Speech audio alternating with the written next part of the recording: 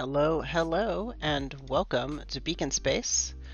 I'm your host, Lichmaster98. You may also know me as the Game Master of Xavier on the Unrestricted Lorefare Discord community. Welcome, everyone, to the session, and let me just lower the volume in my ears so that I can actually talk and not have the music drown me out. We're gonna try putting the music in the background to stream, and somebody let me know if it's too loud.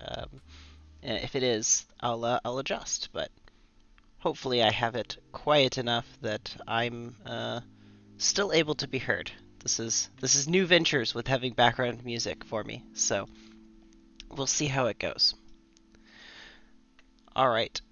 With that, though, I do have, unfortunately, a relatively tight time schedule for today's stream, so we'll have to not spend too much time catching up, unfortunately, and get straight into it. So if you're unfamiliar with what Beacon Space is, and apparently my lower third is wrong, welcome to Beacon Space. It is our sci-fi setting set in the far future where there are 9 different factions that are competing in a modified version of the Stars Without Numbers faction turn rule set. We modified it to make it a community game, and yeah, so that's the thing we're playing here. If you're interested in checking out our rules modifications, I believe !rules works. I think I've got the Stream Elements chatbot set up correctly.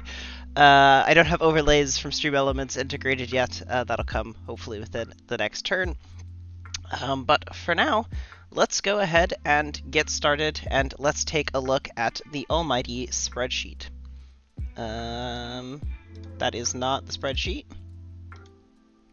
Mr. Chrome tab, you gonna load? There it goes. Alright, and I think we learned last time I needed to do a slight zoom in so that it was more legible on screen. So somebody make sure if that is legible, let me know. That would be appreciated.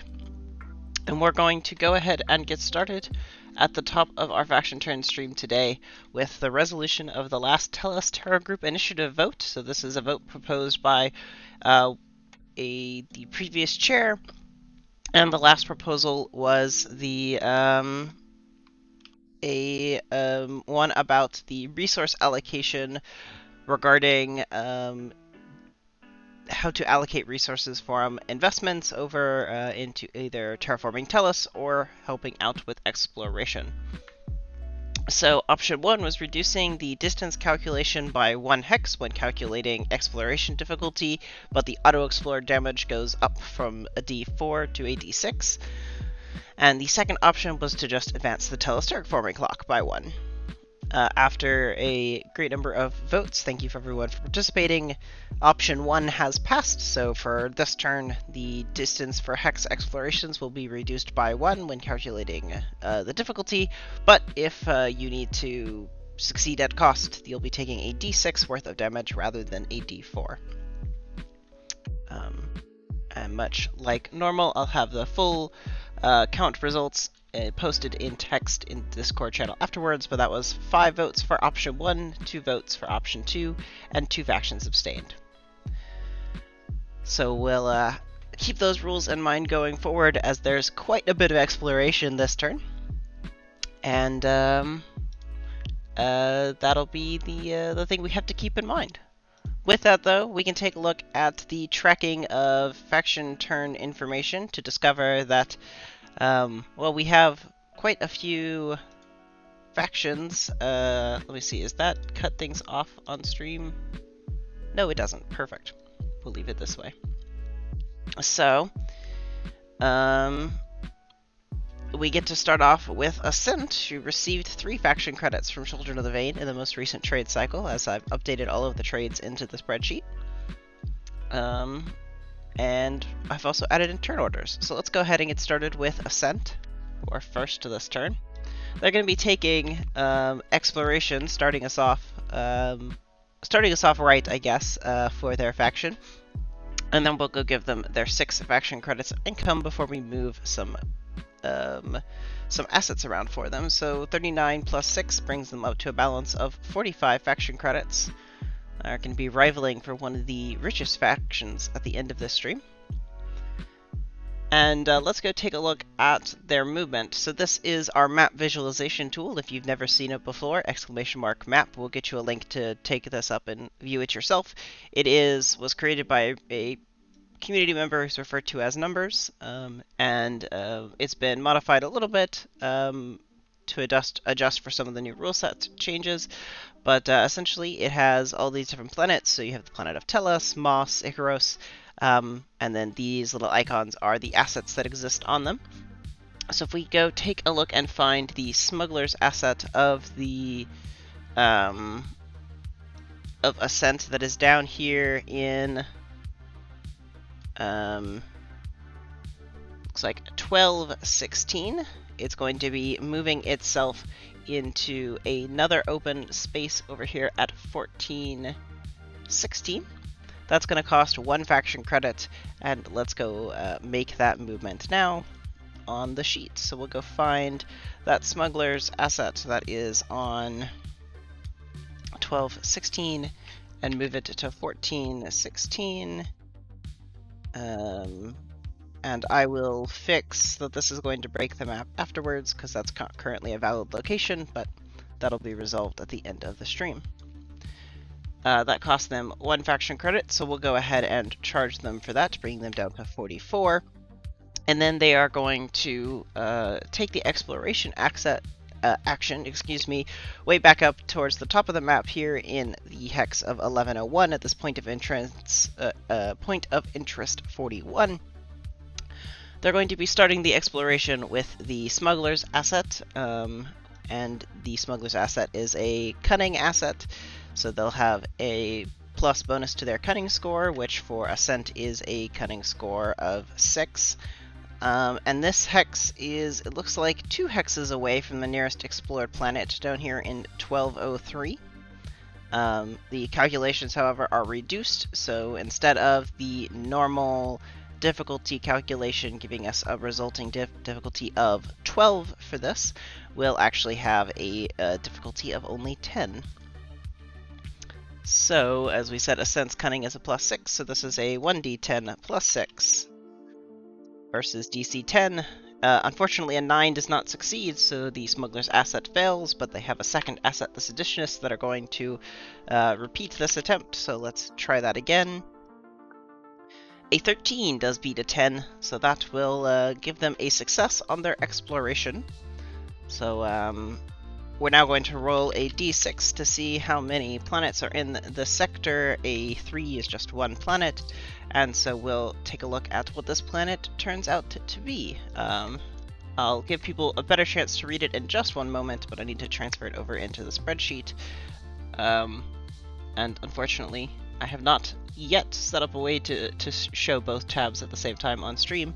So this was in the 1101 system, and this is going to become planet BE if my math is correct. And so the mechanics tag is add 1 XP for a successful planetary seizure. So that's for every planetary seizure, the faction seizing gains an additional XP over whatever the normal difficulty would be. They have the population of a failed colony. Yes, that's fine. I can change the spreadsheet. It is tech level 4 with an airless or thin atmosphere with a burning temperature and no native biosphere. This sounds like a horrible place to try to live, where there's both where there are anarchist zombies.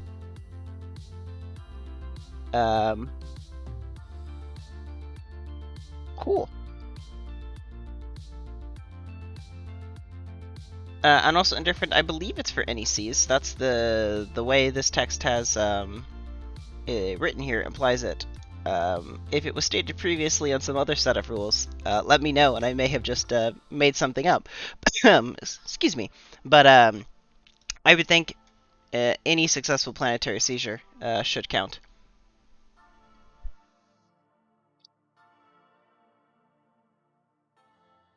Well, yeah, any successful planetary seizure of that planet.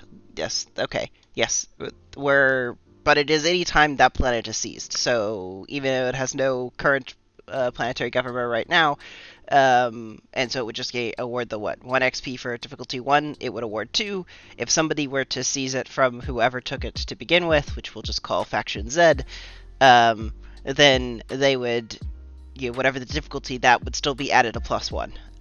So obviously still harder, but you still do get the bonus if you're seizing it from another rival faction. Cool. And the ruins roll was unfortunately only a 9, so no ruin appeared on this planet. And I'll give everyone just a chance to take a look at the results and roll20 from that planet before we move on. That will complete Ascent's goal, so let's go give them their 2 XP before I forget, because I'm sure they would appreciate having their XP. That brings them up to 4 and completes their turn. We'll move right along down to the Starlet Court, who's next, gaining a income of 4, and they are also exploring this turn. So get used to that. We're going to be seeing quite a few explorations this turn. They're going to be taking their strike fleet that is located in the hex of 1700, which is somewhere right around up here. Here it is, way over here in the corner. And they're going to be exploring this system. It has a distance of 1, and I believe the difficulty is now 8. Given that if I were to essentially rewrite this formula to be affected by the proposal we passed, it would be 2 times distance minus 1, so that becomes now a 0, giving a DC of 8. So first time we've seen a DC 8 on an exploration roll, which is pretty cool. They're going to be exploring with their strike fleet asset, which I happen to know is Force, and the Starlet Court's Force is a +4, so this is a D10 +4, trying to beat difficulty 8. A 12 will definitely do that, so let's see how many planets they've discovered in this sector. Only 1 planet, unfortunate for them. But let's take a look at that planet. Interesting. Perhaps a fitting planet for the Starlet Court. With the mechanics tag of starship assets cost 1 less. But let's go find this in the planet map. This was Hex 1700, which has now become planet BF. Yes, BF. And this has starship assets cost 1 less. With another failed colony, we're getting many of those today, TL2, with a invasive atmosphere that has a cold temperature with a missable biosphere, and the faction tags of Mandate Base and Soul Supplier. Maybe they're the sole supplier of spaceship parts on planet, which is why they cost less. And unfortunately, the ruins roll was only 15, so no ruin has appeared on this planet either. Give you just a moment to take a look at those results in Roll20 before we move along to the next step of Starlet Court's turn, which involves moving the strike fleet that was just did the exploration into another point of interest. So we're going to be moving from 1700 to 1600. This cost 2 faction credits, 1 for moving the strike fleet and another one for the moving into a POI cost. So this moves into the 1600 system. And then there is a second movement of a smuggler asset of theirs from the Hex 1302 to 1503. Which is right over there, which is still in range.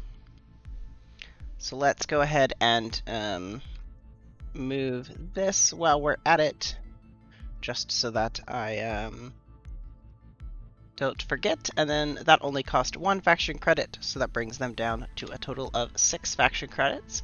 They do, however, complete their exploration, though, bringing them up to a grand total of 10 experience points. Very exciting. That finishes the Starlet Court's turn, who very nicely is up high in the order this turn, which has been quite unusual for them.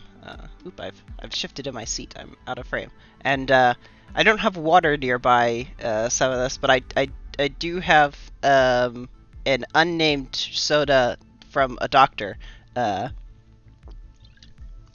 So I'll consume some of that for my hydration.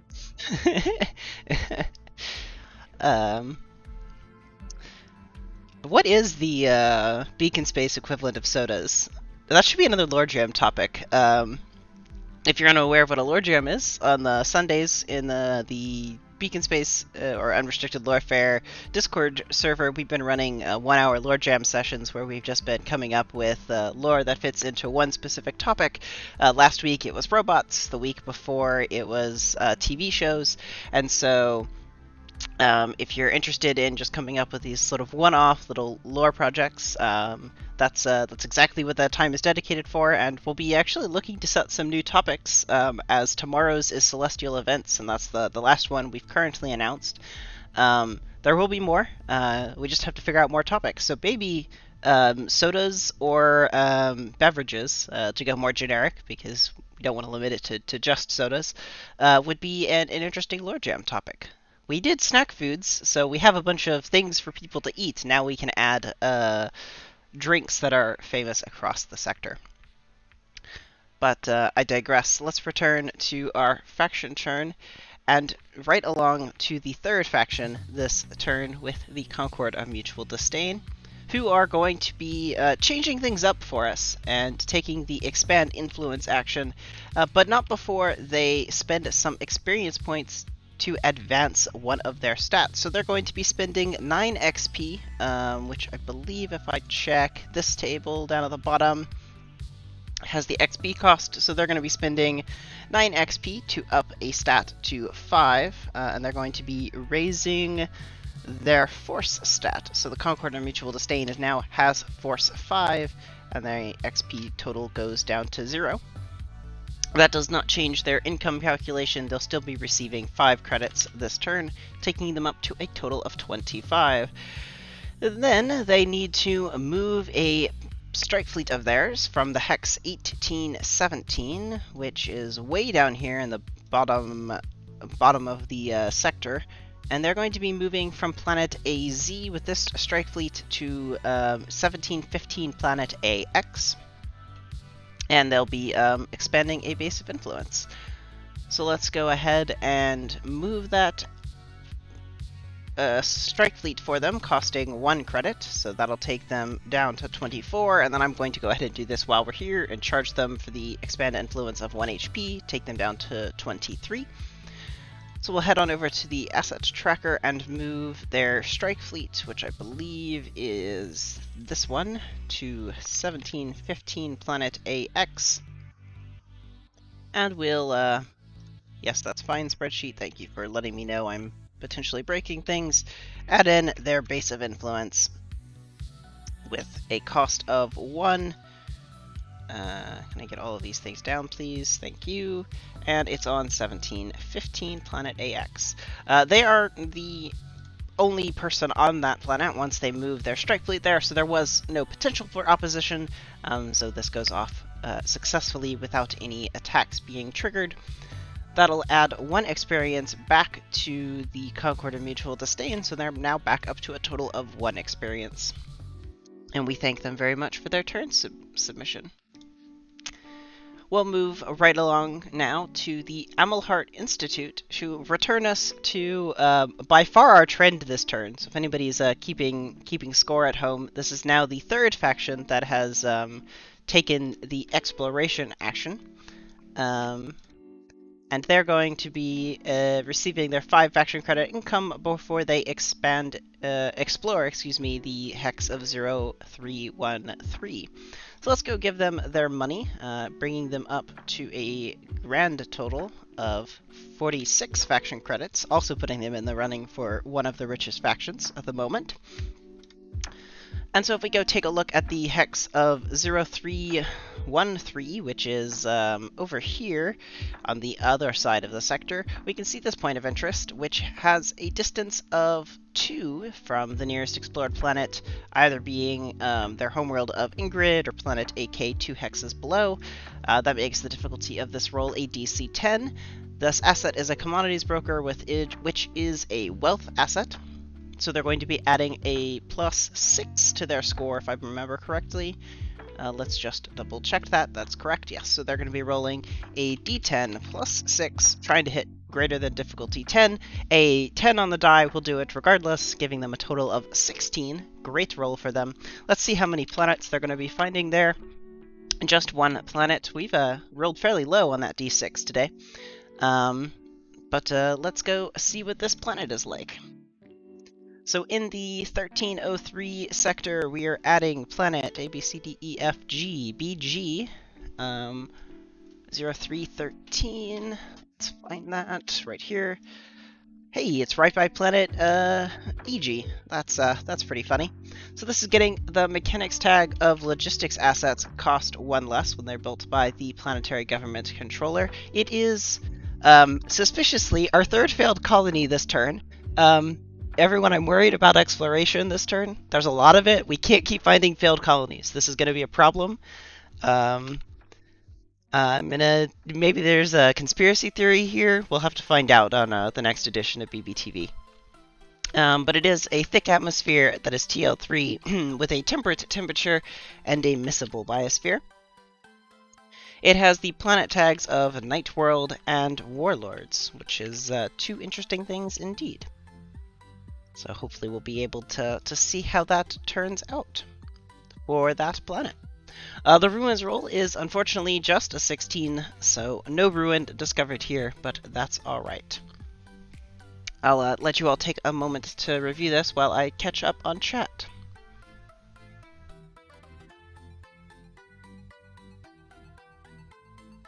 Alright, yeah, we'll have to see about the these failed colonies and hope that the further exploration this turn doesn't result in that.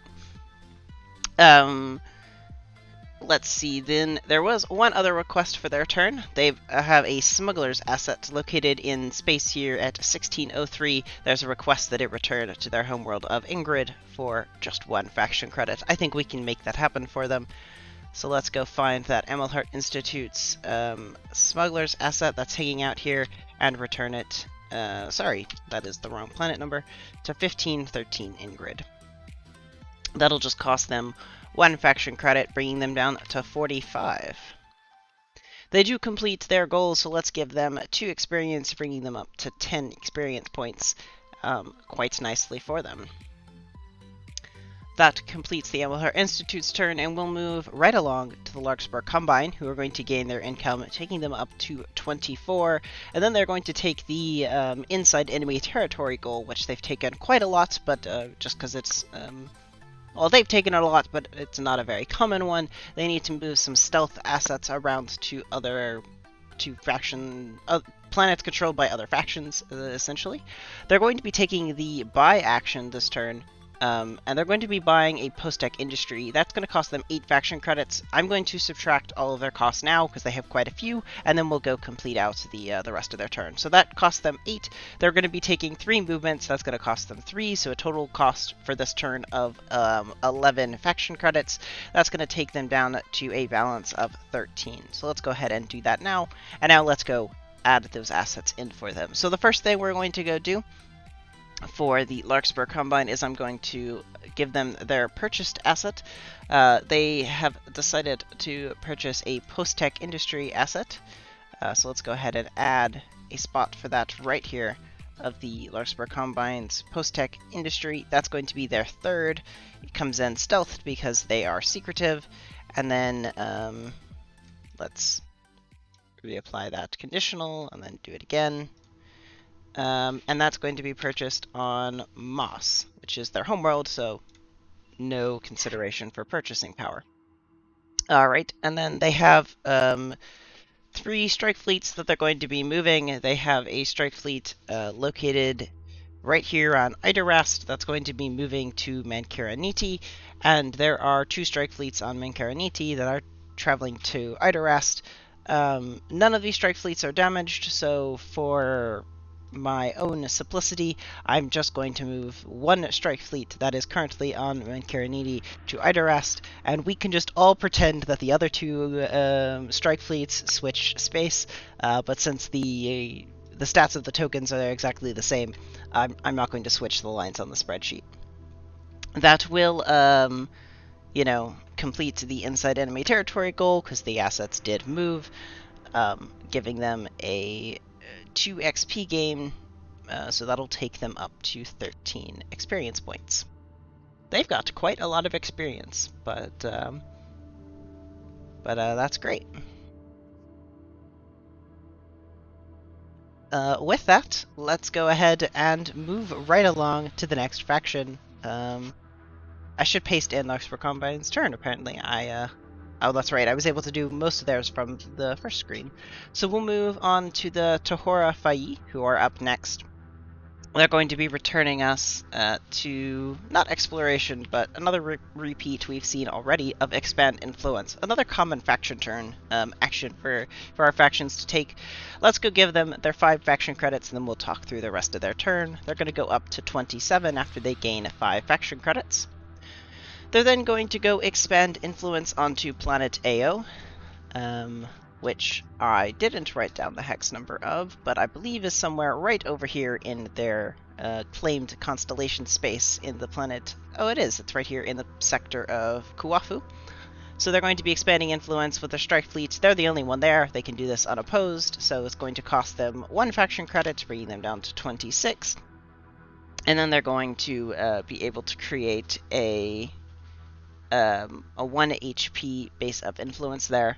They have 1 other faction credit spend on some movements. They're moving 2 strike fleets. I'm going to go ahead and subtract that cost here, and then let's head over to the asset tracker page. So if we find the Tohora Y, we can say, let's add a row above right here for them, and add in their new base of influence, which has a asterisk star cost, and is going to just be 1 HP for the location of planet AO in the Kuafu system. I hope I'm pronouncing that correctly, Tohora Fai. If I'm not, please let me know.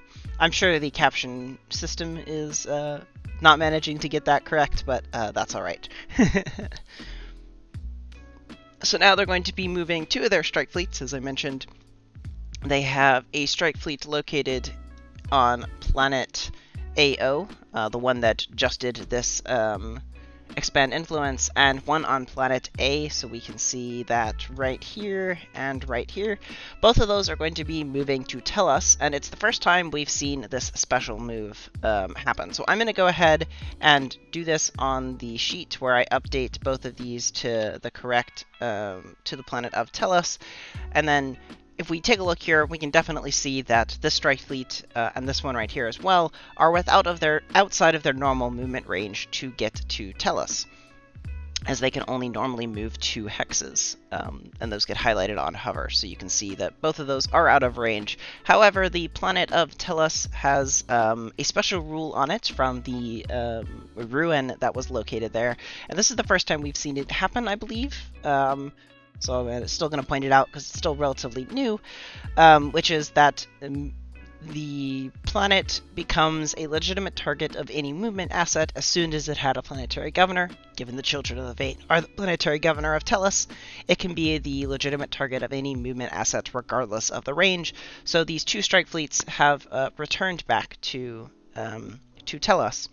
Now, there would be one other thing for Tellus, which is the Tohora Y have a base of influence there, which would trigger their pirate tag, but I don't think they have to pay themselves to appear on planet, so we don't have to worry about that trigger.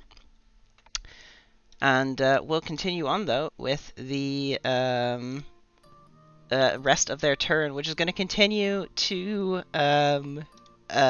work on revising the charts. And I'm sorry, what I just read, could biomancy make someone immortal? A Xavier documentary? Interesting. Interesting.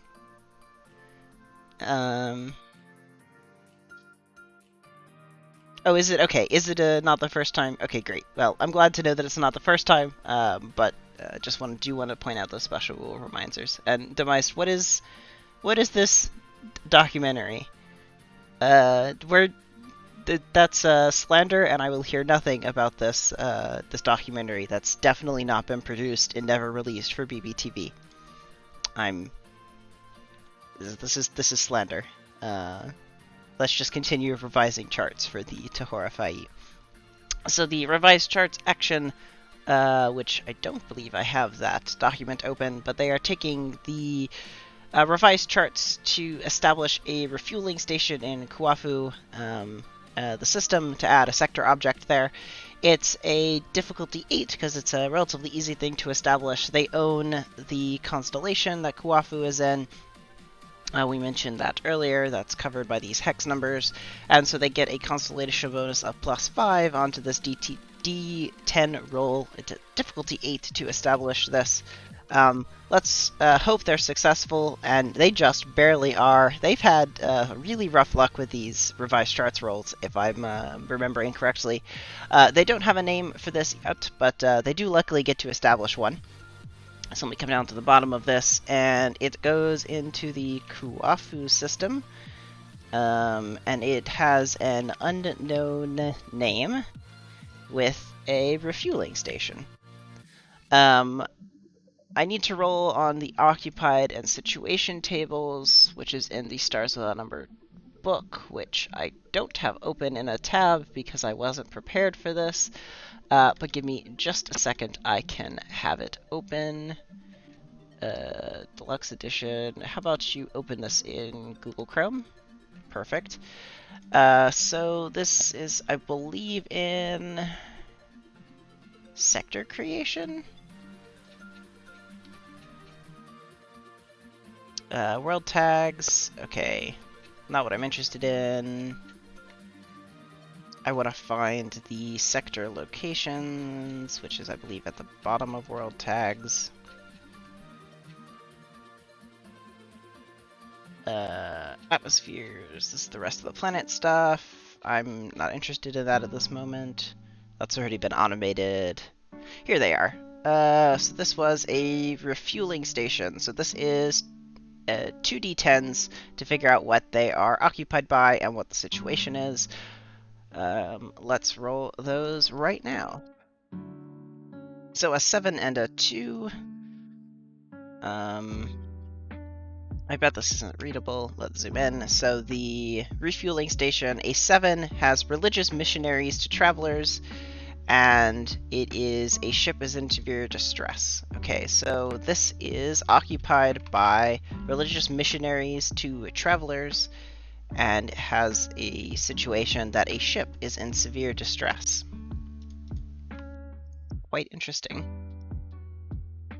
Quite interesting. Yeah, it's been a while since we've seen that OG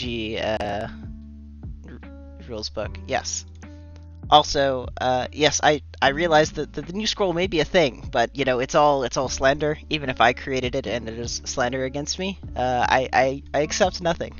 But yes, I'm glad to know that somebody does read those occasionally. They do take a little bit of time to create. So thank you. Cool. That, I believe, finishes the revise charts roll, which is great. And then there's one other thing for them. We need to explore the ruin on planet AN, which is a D10 roll. They have, I believe that planet got renamed, didn't it?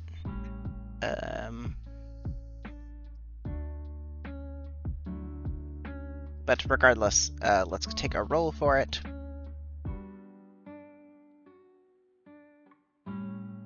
One is a failure on exploration or on exploring a ruin, so no gain to the ruin clock. They've had really bad luck with this exploring a ruin. This is like what, the 3rd failure now out of 5 rolls. That's very unfortunate. I'm sure somebody knows the exact odds of that better, the exact math of that better than I do at this exact moment, though. With that, though, that does finish their turn. Let's go give them their 1 experience for a tumultuous turn, bringing them up to a total of 9. And we'll move right along to the Assembled Commonwealth, who returns us to exploration. Assembled Commonwealth, being 7th this turn, are going to gain their income of 6 faction credits, and then take the exploration action. Oh, yes, your siege does advance. I will catch that in just one moment, Foxy. So let's go advance that siege, and then that goes up to 2 out of 3. And then let's go give the Assembled Commonwealth their income. And I think that finishes everything from Tahor Y now. Assembled Commonwealth is right here. That's going to take them up to a balance of 11. Alright, so moving on, next they're going to take a covert shipping asset that is located in the 1011 system right here. Let me see if I can find it. Here it is. And they're going to... yes, this one. To move the surveyors that are currently located on Longza and relocate them to Coritas in the 1213 sector. So, this surveyor's asset being transported by this covert shipping is moving from here over to here. That's going to cost 1 faction credit. And then they're going to take an exploration right after that. So let's go charge them their 1 faction credit, bringing them down to 10. And then we're going to move the surveyor's asset of theirs. It's the one right here, because I didn't resort the sheet yet. So 1213 to Coritas. It also no longer has trade sickness, as their turn has essentially completed with it. They are able to move it with other assets while it was undergoing trade sickness, so that's alright. Alright, so now the exploration of a point of interest 53 with the commodities broker of theirs. So we'll find the commodities broker of theirs that is on the point of interest in the 1315 system, which is right down here, and we'll go ahead and explore it for them. So this is a wealth asset. The Assembled Commonwealth has a +6 wealth. The distance is just 1, so this is another DC 8 roll. It'll be hard for them to fail. They would need to roll a 1, which I'm sure would never happen. Okay, it didn't. That would have been great build-up if it had. But a 15 is successful, so let's see how many planets they discover. Just 1 planet. My average on a D6 roll has been like 2 this entire turn. Which is pretty unusual. And hey, we didn't find a failed colony this time, everyone. The sector is somewhat saved. So let's go add this in. This was in the 1315, which I think is right over here. And this should be planet B, A, B, C, D, E, F, G, H, B, H, with the mechanics tag of wealth assets. Deal 1 additional damage on a successful attack and counterattack. It has the hundreds of millions of population. Yes, it's fine. It is only, however, TL0 with an corrosive atmosphere and a variable cold temperature and an immiscible biosphere with the planet tags of Civil War and Theocracy, which seems incidentally fitting to the Assembled Commonwealth to discover. The ruin roll is getting closer to a 20, but it was only an 18, so unfortunately that is not a ruin yet.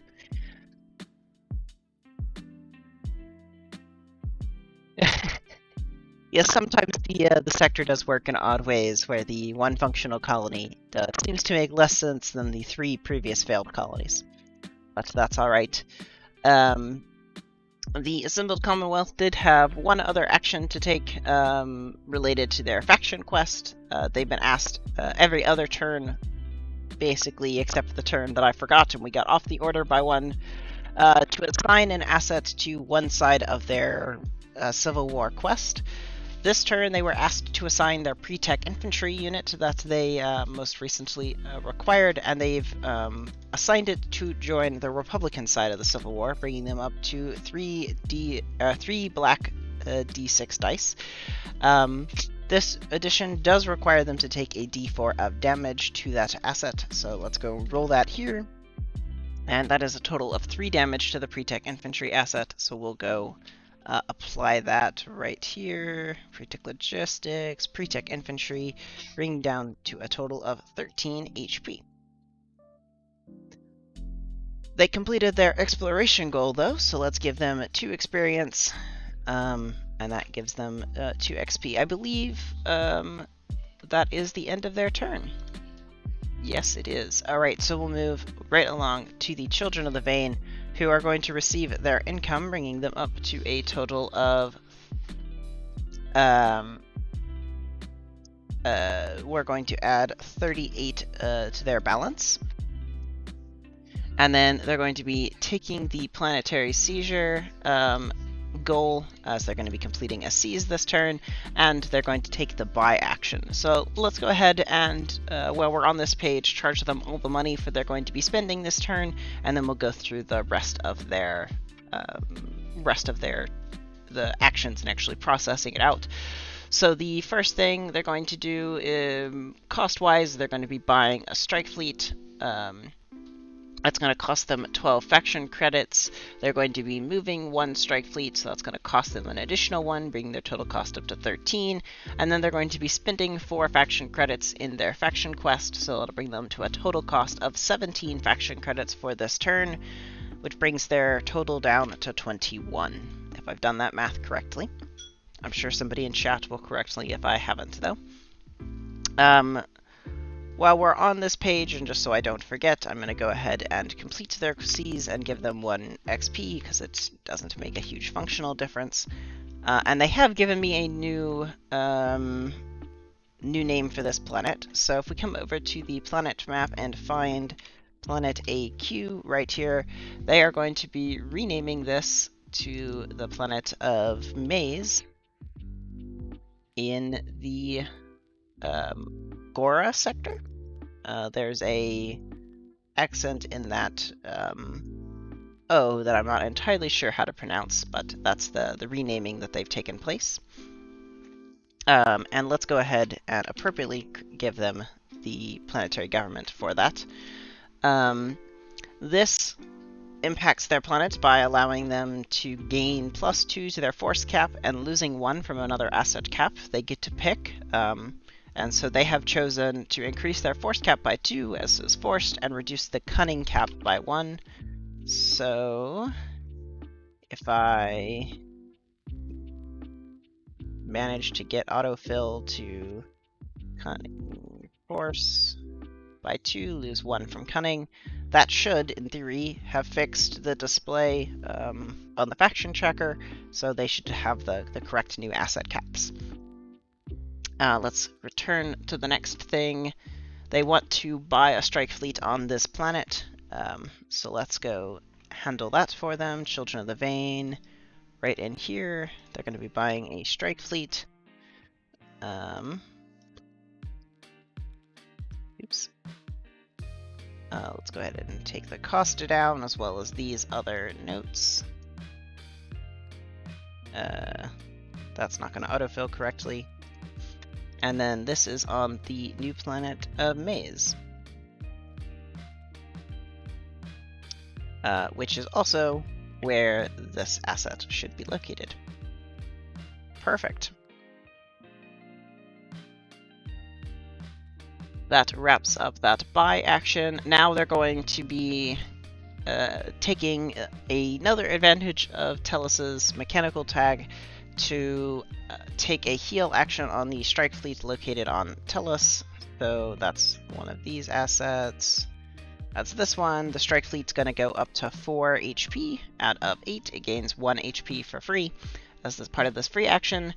And then they're going to move the strike fleet from Telus to Karkaduk using the other special feature of Telus's movement.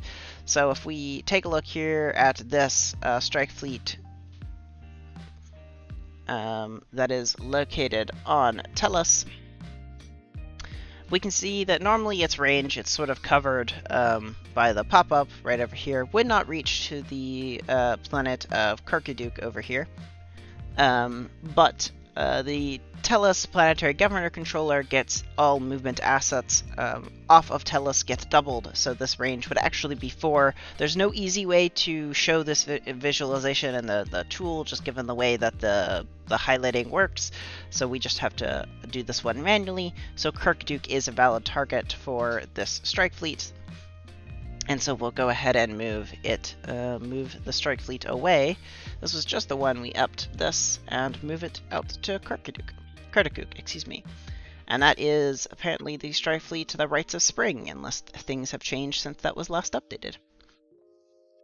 And now we're going to take care of their faction quest, where they're going to be establishing a missionary clinic on Kirkaduk with that strike fleet. They are welcome from the planetary government. The Concord and Mutual Disdain is not opposing this.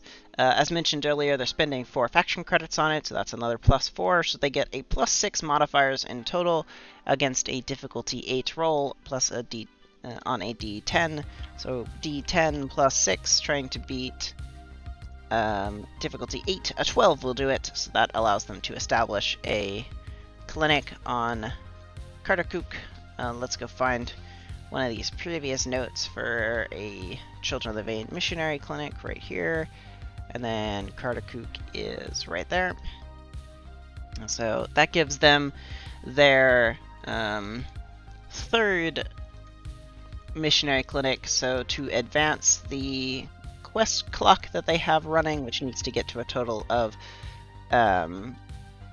66 on its current steps out of 7, we roll a d3 -6, that gains them +8, taking them up to a total of 15. Let's make that note here. And that wraps up their turn, as I already gave them their XP earlier. With that, we'll move right along. Is the health wrong for which asset? Oh, was it the new strike fleet that I added? Oh, that was also a base of influence. The fact that the base of influence math is not the same. Okay. Thank you for that catch. I didn't realize this was also a base of influence. I wish base of influence calculations were the same as this and not breaking formulas. Anyway. That has been solved, and we'll move on to the Agamola Syndicate as the last turn. Last turn here. I need to actually modify this 1 second to make sure to clarify that the tag is clear as to what is happening there. Okay. And now I can paste this in. And now we have the Alcomola Syndicate going, well, not last this turn. There's actually a faction that's going to be taking place in Order 10, but we'll deal with that in just a second. So the Expand Influence action will be completed for the Alcomola Syndicate after they gain 5 faction credits. So let's go give them their money, and then we'll charge them what they are being charged this turn. So they go up to 36 faction credits. They're then going to be moving 3 strike fleets, so that's going to cost them a total of 3 faction credits, and they're going to establish a 1 HP base of influence. So let's take them down to 32 faction credits, and then we'll go handle these movements for them. So the Agamola Syndicate is moving a strike fleet that is currently located on planet C to Gome, and they are also moving from planet P to planet E, and then they are moving from Gome to an empty hex 1109, 1109, and 1109. They're then going to take this strike fleet that has landed on planet E, they're the only one there, and add a base of influence. So let's go add the Agamola Syndicate's base of influence, asterisk cost, and it's gonna just have an HP of 1 on planet E. Perfect. That takes care of all of that. Their Seas of planet F completes. It goes to 3 out of 3, so let's go give them control over that. They don't have a name for that planet yet, but that's alright. As soon as they get one in, I'll update it. So this becomes the Agamola Syndicates, and they can discover that cutting assets built on that world will cost them 1 less faction credit. That's pretty cool for them. That does complete their goal, which was expand influence this turn, and they'll go up to a total of 7 experience points. Perfect, perfect. Great. With that, that finishes up those turns, but we do have one last faction to go. The White Whale faction is a part of well, it's going to be a part of 2 quests, but more about that at the end of the stream. Is currently a part of 1 quest, and it has some very formalized rules as to what it does on its turns. Strictly speaking, whatever it does this turn makes no difference, as the asset for the White Whale is currently at full health, and it has stealthed, and its 2 actions are to either take the heal action or gain stealth. But I'm going to roll a d10 anyway, just so we get into the habit of this. So we're going to roll a d10, and this action was triggered for the White Whale because it was not previously attacked on the last turn. Or, excuse me, on this turn. It was essentially not interacted with. So it takes rolls a d10. The resulting of this d10 is an even number of a 10. So even would take the heal action. The heal action for the White Whale would heal the average of its faction stats. All of its faction stats are 4, so it would gain 4 HP, but it's fully healed, so nothing happens. I'm going to go ahead, though, and just so we get used to this, we're going to go ahead and add this in. So we now have the White Whale. What did I call it? Yeah, I just called it White Whale. Perfect. It's down here. It's always in spot 10, so you'll never have to worry about when it's going to go. It will always go after all of the other factions have taken their turn. And it doesn't follow quite the normal rules for a turn, but that's alright. We can, I'm sure, handle that. So it rolled a 10, which is even. And so it took the heal action. Perfect. Let's go ahead and get it appropriately ordered up. Perfect. That finishes up all of our factions for this faction turn. But not quite everything we need to do with the spreadsheet. So the planet of Telus's clock has returned to normal operation, where terraforming progress is being made quite quickly every faction turn. It goes up by 1. The terraforming clock is now out of 9 out of 12. There's no new changes to announce for hitting 9 out of 12, but it does increase. And the further we go up and closer to get to 12, let's see what happens. At 12, obviously, the clock is complete, so that's pretty exciting that we're getting even closer. Other follow-ups on this is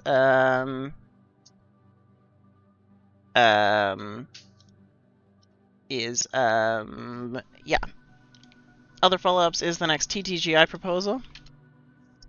And that is an interesting one this turn. It's pretty text-heavy, so I'm just going to read the small introduction, and then there was the chair for this turn, the Concord of Mutual Disdain, actually asked me some clarifying questions about one of the proposals this turn, the one they chose, and I'm making that information available because it's some important context for this question. But it would be quite a lot of reading, and so the additional information blurb providing some more details about individuals relevant into this question will be available in the Discord server if you're interested about that, or I'm sure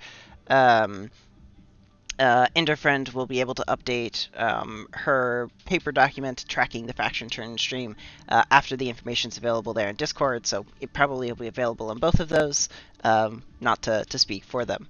But this proposal is the TTGI Station Influence proposal. So Essentially, the lease for the Ivory Towers and Country Club is coming up for renewal, and negotiations have broken down to the point where the TDGI factions have been asked to weigh in. You're asked to choose a side to support in this decision. This option will influence a short free agents arc on the Tellus station, and if you manage to vote for the winning side, however far from now it takes for us to run that small arc, the faction, if you pick the winning side of the support, you will receive a small reward. So this vote is not for picking who wins. Let's just make that clear. You're picking for which side you want to throw your faction support behind. That will be realized in some ways. It will at least be made notes of in the GM document which factions are supporting which side of the debate for the lease of the Ivory Towers and Country Club location, which is just a bar on the Tellus station. And so we may see that influence play out over the arc in the sessions as different characters from different factions show up and have influence. So option 1 is to support a new buyer, Data Rice, for the Ivory Towers and Country Club. The second option is to support the current operation of the Rich Elite for the Ivory Towers and Country Club. So again, there'll be more information in the Discord afterwards, which will probably answer a little bit more questions about that. It's a little bit of a different proposal this time around. We wanted to take advantage of the free agents games, our Cypher System RPG, and tie that into something that was happening on the faction turn space, and this seemed like a great way to sort of bridge that divide without needing to make something weird where we felt like we were forcing factions to spend money or whatnot. So this is you're just picking a side to support. This is sort of where does your diplomatic staff on the station go on. If you happen to have assets in the planet of Tellus, we may see a stronger influence from you in the sessions. Those details have yet to be worked out, but nothing. There won't be any outcomes from this interaction, which is, an asset takes damage. That's off the table. The only potential outcomes is if you happen to pick the winning side from how the free agent sessions turn out, you may receive a reward. We are aware there's potentially that players in the free agents games are members of the factions, so that will be accounted for. The winning side may not be purely an outcome that is up to the players in just one specific session, but rather an amalgamation of players, so that it's hopefully not as susceptible to one faction showing up and having 5 players run one thing and picking the side that they win. Cal and I are aware of that, and we're not going to let overt support manage to win like that. So. We just want to see how this experiment works out, and this seems like a safe place to sort of try that out. So that's that.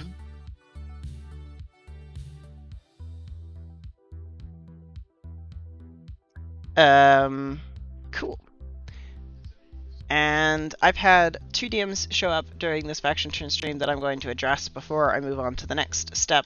The first is I have been mentioned, and there is a note that I mentioned. I just forgot it in the previous roll here for Children of the Veins quest completion. They rolled a 1. They are fanatical. That 1 should have been re-rolled, so I'm going to re-roll that d6 for them, and we'll make any adjustments needed. The dice are fickle beasts sometimes, and no adjustments are needed. The 1 was rerolled into a 1. So that's been alright.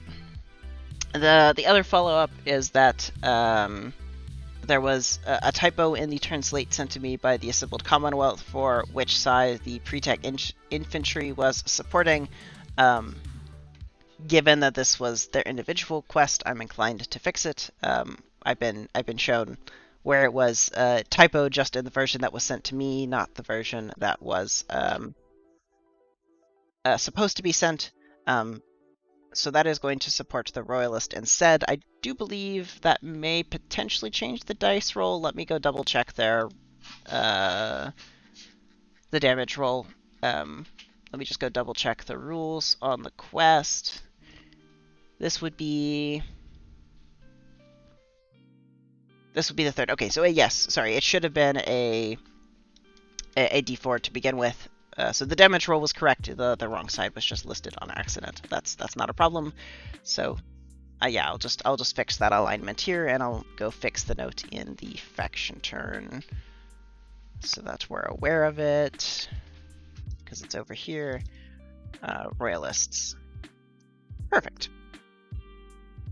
Thank you all for letting me know about those problems, so they've been able to be fixed. With that, we have just one last set of announcements relating to the faction turn.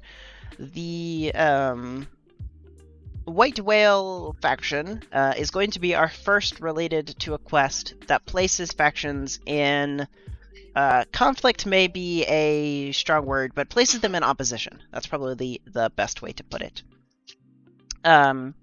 So the Tahora Fai, another faction that is interested in the hunting of space fauna, reached out and wanted to interact with this white whale as well.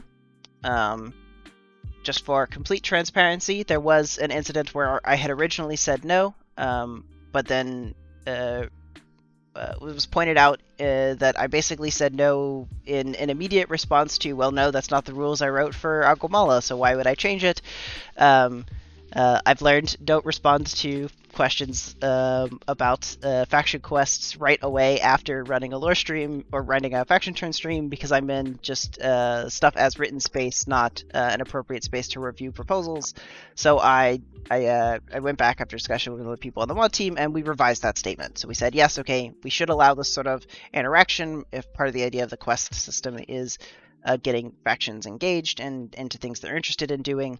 It makes sense that sometimes these quests may put factions in conflict with one another. So we've added a faction quest for the Tahora Fai. It is called Escort the White Whale to Safety. So their goal is to escort the whale to planet A in the 0510 system, and then link the whale into their Tahora network, as whales are great iconography for them. They'll need to complete the Establish the Sanctuary action 3 times once the whale has been escorted to that specific planet. The Tahora Fai does receive the reward for completing the quest once their sanctuary has been established. However, this reward is not considered safe until the Alcomola Syndicate have stopped their hunt for the whale. So these the interaction here is essentially the conflict can exist in perpetuity until one side or the other decides to go away. If the Syndicate succeed with the death, the Tahora Y would not be able to receive the reward. But at this moment, the Syndicate sort of would have to stop hunting actively for the whale. The Sanctuary does provide the whale additional protections, and essentially gets to take the heal action more frequently, rather than potentially fleeing or doing stuff. It gets to take the heal action once it's in that location if it would flee instead, so it has more of a chance of sort of buffing itself back up defensive-wise. And the Tahora Y have 3 actions that they can take, only one per turn. This is sort of their free quest action, which is either to lure the white whale. If they have an asset located with the white whale, they get to make an opposed roll to guide the white whale's movement, essentially overriding where it would be trying to go on its own.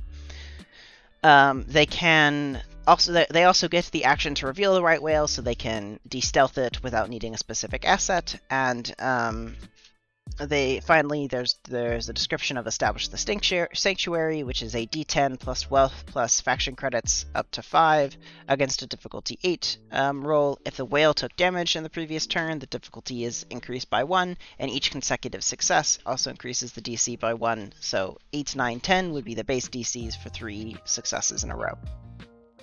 The White Whale faction is also just getting clarification. It's listed as a change that if the White Whale asset is attacked by another faction, it can be blocked and defended by another faction as normal. So if there are other factions that have assets in the same hex as the white whale and the white whale is attacked, they will be notified so that they can let me know if they would like to block. It's a little bit of a difference for how that attacking works, given that I would just be telling myself, and then I'd have to, the factions-wise, I'm not going to put it on me to go ask other factions. That seems weird. I'm just going to tell other people if they would be if they would normally have the opportunity to block, they will be informed so that they can let me know. And essentially that's just been clarified that that's going to occur. Cool. I'm sure that will make much more sense once people can read the text of this. That tends to be the way these things work, so people can then follow up with any questions they've got. So please feel free to follow up with questions afterwards. I have a little bit of a busy afternoon, that's why the stream is a little earlier today, but I still should be able to answer questions, even if it's slightly delayed later this day. Other important dates to be aware of is that January 1st is currently when I'm looking at running the lore stream. So that gives about 3 weeks to put some things together lore-wise. I know that there's a holiday in there of both Christmas and other winter holidays for other religious denominations, so I apologize and understand that we may have sort of less content than usual because of that, but unfortunately I can't do the 8th. I have a conflict that would make the 8th untenable, and delaying the live stream all the way to the 15th seems slightly unreasonable, so I'd rather do the 1st. The next faction turn stream is currently TBD. I'll have a formal result of that one available before turn swaps occur in the next 48 hours, but it hasn't been decided as of this date. It won't be before the lore stream, so you don't have to worry about that. It'll be after the lore stream for sure. I just haven't decided what weekend afterwards that's going to be, and part of that is consideration for the holidays and giving some extra time around that. But that, I think, wraps up everything I've got. Faction quest announcements wise, beacon space announcements wise. Cool. Well, thanks everyone for attending this stream. I hope you've had quite a lot of fun. I definitely appreciate all of the factions getting their orders in and participating and having a lot of fun. I'm looking forward to the lore that comes out of this in the upcoming lore stream. I'm sure right now if I try to refresh the map, it is going to break because there are some assets not currently that are in space that don't have new map entries for them yet. I'll be going through and fixing those things off stream. I just find it easier to quickly troubleshoot those off stream rather than trying to fumble my way through bug testing that on stream. So give the map about a half hour or so before it'll work again, and if it doesn't work after that or you notice something is wrong, please, as normal, just let me know. And then also, I guess announcement-wise, join us tomorrow for a lore jam on celestial objects. We're going to be creating some celestial objects. That'll take place at 2 p.m. Eastern. In the Discord server, there's a voice chat in the beacon space category we've been using, and then we'll have a new thread started for it as well. I hope to see anyone there who's interested in creating celestial objects. So thanks everyone for coming out to the stream for Unrestricted Lore Fair's Beacon Space Faction Turn 15. I've been your host and Game Master, Xavier or Lich98. Thank you so much for being here. I'll leave you with some chill tunes for the next couple of minutes as we fade off. And yeah, have a great rest of your day.